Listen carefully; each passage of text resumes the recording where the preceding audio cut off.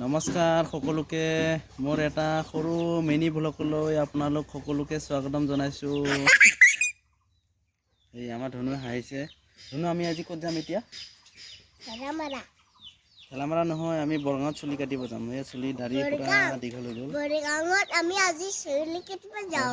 আমাৰ ধনুৰ চুলি দীঘল হৈ গ'ল। এইটো কাটিব লাগিব। পিছফালেতো দীঘল হৈ গ'ল, পিছফালেতো নাকাটো, অকল আগফালতো কাটি দিম অলপ।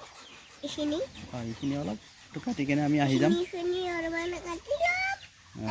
এইটো চুলি কাটিব যাওঁ দে। চাবিটো লগা। Bye bye.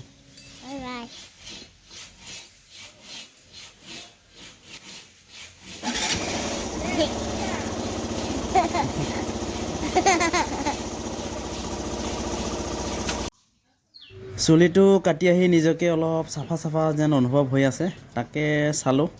দাড়ি চাৰি নাই আৰু, শেষ হৈ গ'ল।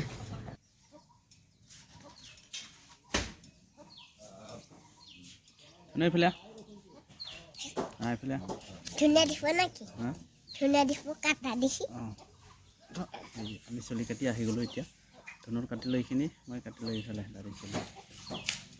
কিন্তু আমাৰ ধনু চুলি কাটি আহি ভোক লাগিছে বোলে। এইটো ডিম এটা ইয়াত আছিলে বইলিং কৰি থৈ দিয়া, সেইটো খাব।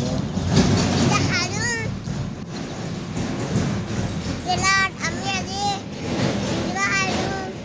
খাই আহিলোঁ। আজি মাৰ কাৰণে মই চিংৰা আনিলোঁ। আহি পালোহি ঘৰত আৰামছে। Bye bye. Bye bye. Thank U.